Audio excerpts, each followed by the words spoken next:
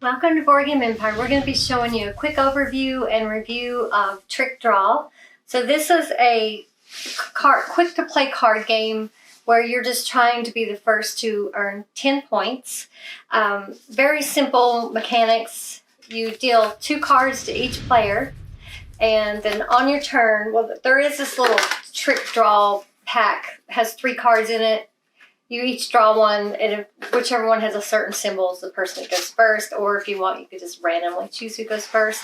But on your turn, you're going to draw a card, play a card. That's the gist of the mechanics. Draw a card, play a card. Your goal is to get 10 cards, ideally 10 cards face down that each are 1 point. But, however, I did win the game.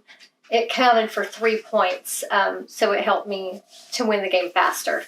So when you play a card face down, it's worth 1 point. Doesn't matter what kind of card it is. If you play a card face up, you instantly resolve it, and then that's the end of your turn. Next player's turn, they draw a card, play 1 card. The different cards, for instance, this one is next time you play a face down card, flip this card face down and draw a card. So you would be able to earn another point right away. There's others. This one helped me also win the game. You can activate it once per turn, and you can flip any card. So that's very helpful if you play a few that you've resolved the action. Then in future turns, you can just keep playing cards. Flipping them over once per turn. This one you can flip up to 3 of your cards face down. I also got that one. That helps you earn some points fairly quickly. This one came up a lot for us. Look at the top 3 cards of the deck, put one back on top, and then draw the others. It is a big advantage to have more cards in your hand because you have more choices. This one, you discard one, you steal a card in play, and you may flip it. So if he has one face up, I can steal it, flip it face down, or vice versa. But you have to discard one. A lot of the cards require you to discard one to do the action. That's another reason why you want more cards in your hand. You may activate this one per turn, discard one to draw a card, so you're kind of switching off there. This one's a kind of a take that one. Choose 2 players, flip a card for each player. So that would be a way to take away points if you wanted. So very simple game. I think we finished in, 10-15 minutes with that. And you can see the setup is very simple. You just deal 2 cards and you're on your way. So what did you think of this game? It's a pretty easy game to pretty much understand everything. The component quality, the cards are fairly good, pretty standard. I love the illustration, the Wild West. That's pretty much it, the cards.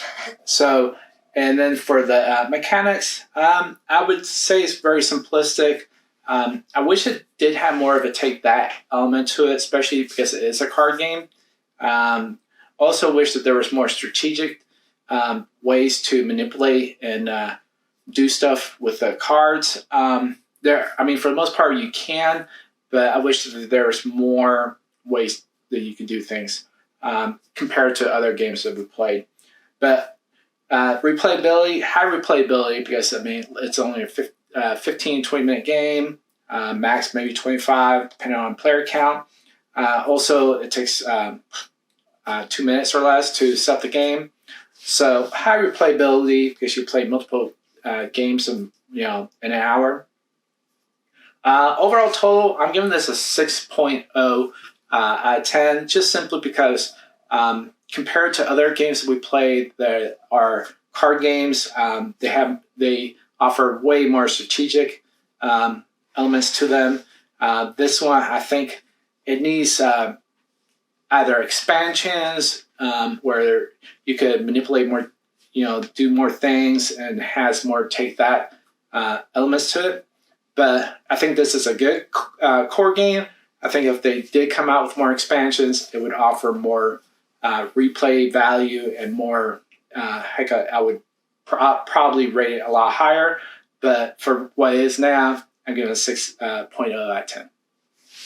So I feel the same way. And as far as the card quality, they're actually they don't have a coating on them. Yeah. So you can't really shuffle them the standard shuffle because they do bend really easily. Oh, yeah. I do wish they had that linen finish on them because they are pretty flimsy. So, but again, it's probably a really inexpensive game. So, yeah, I would give this a 6 as well. It wasn't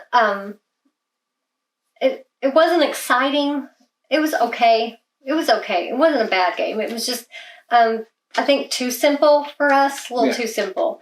But I mean, I think it's because we play so many card games that just offer way more strategic value.